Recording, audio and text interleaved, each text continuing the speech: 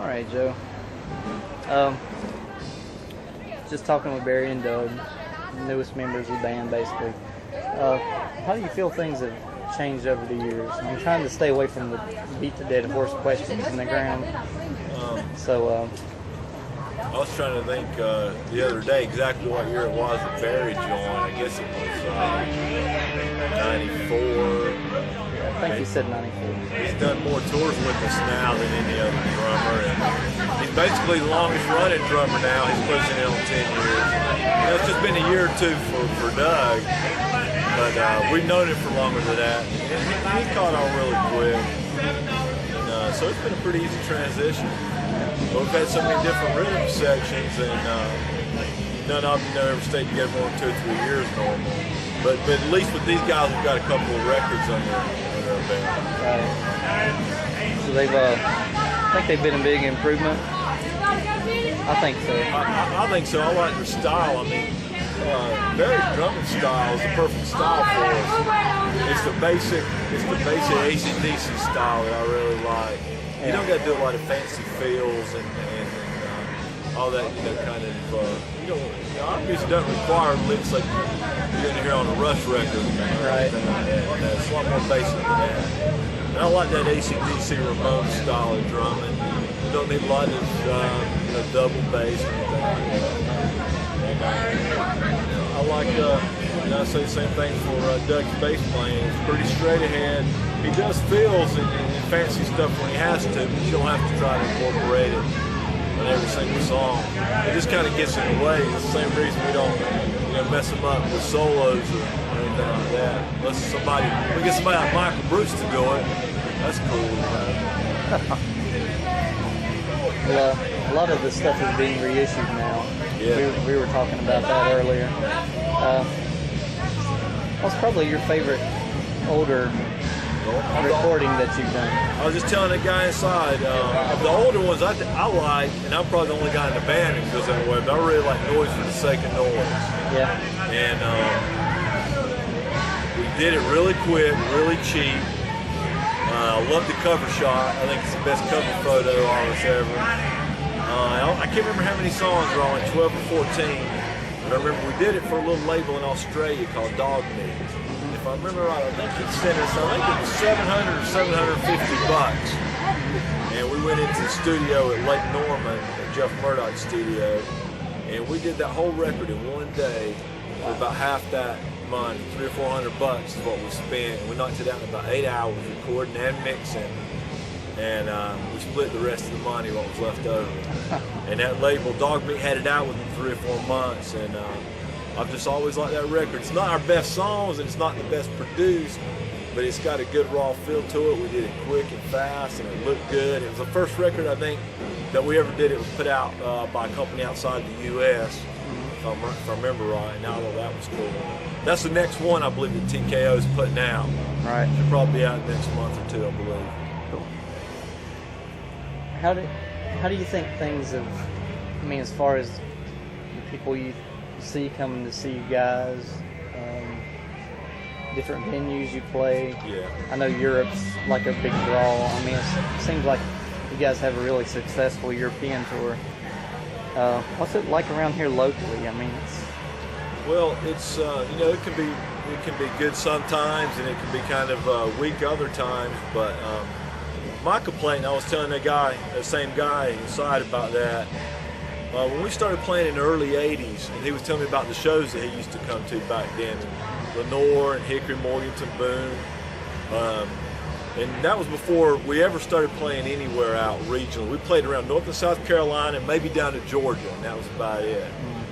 But back in those days, in the early 80s, when the drinking age was 18, and even at 18, it wasn't that big of a deal, where it was all that strictly enforced by most communities.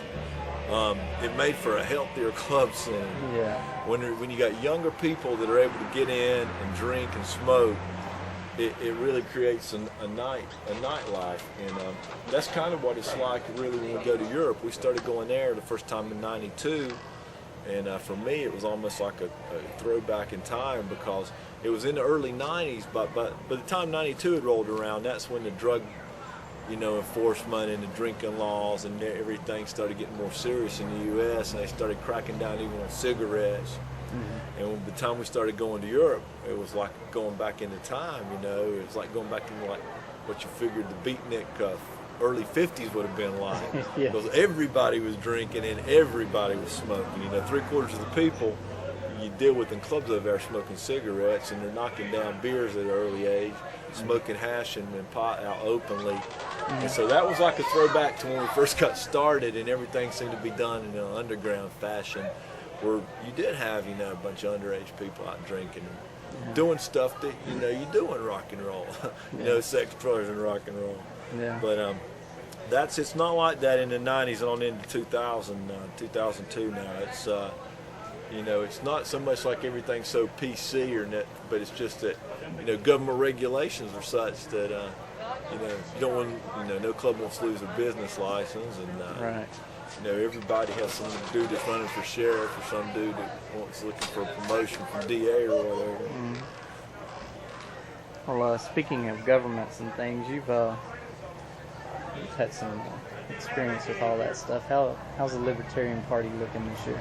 I think 2002 could be a good year for us. We'll know, next week. My brother is running this year. He's on the ballot for the state house. We've got in North Carolina. What's happening, Robbie?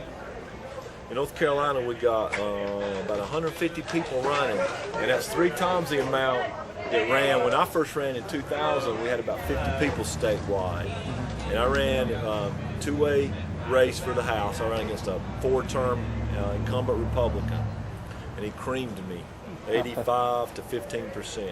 Wow.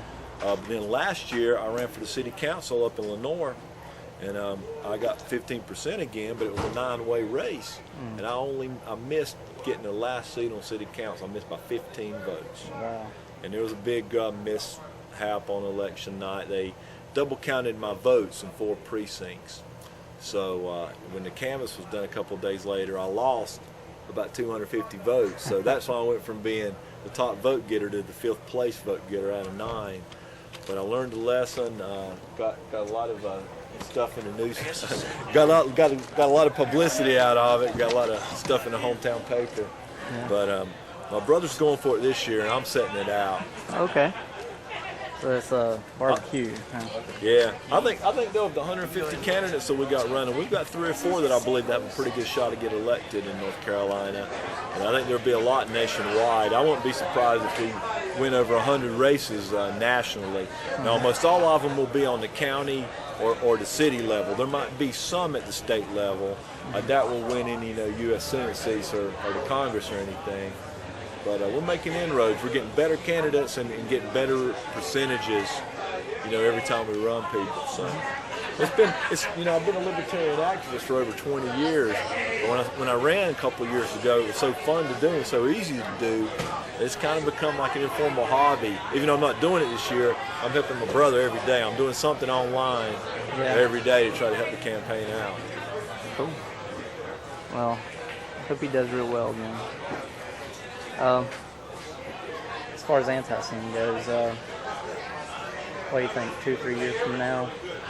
What do you see happening? Well, I don't know. It's hard to say. I know next year is going to be a busy year. 03, we've got a lot of shows to do. It'll be our 20th year playing together, so we're planning a lot of special shows together.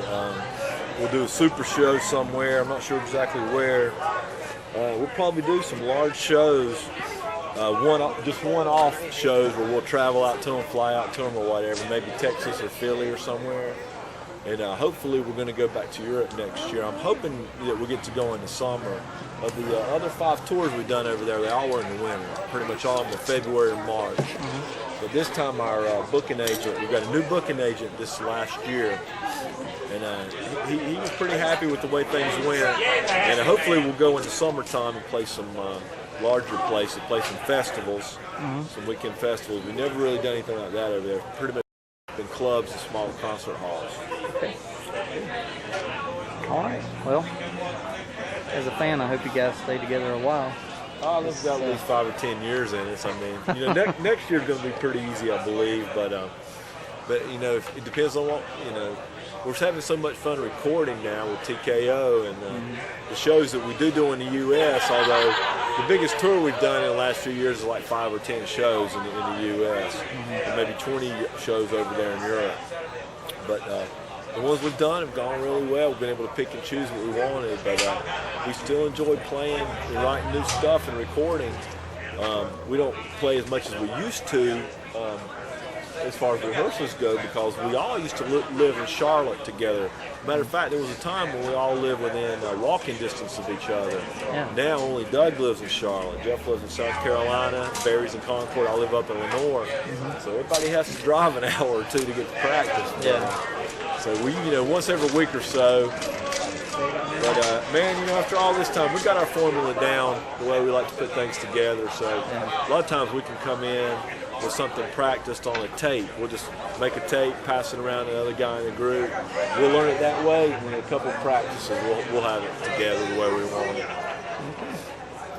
All right. Well, thanks a lot. It sounds like you guys maybe need to set up or something. I think the second group's getting ready. We still got about an hour problem. Okay. We're right on schedule, though. They said 10:30, 11:30, and 12:30. Those guys were done right on time. All right. Thanks a lot. Appreciate it. Thank you, man. I appreciate it.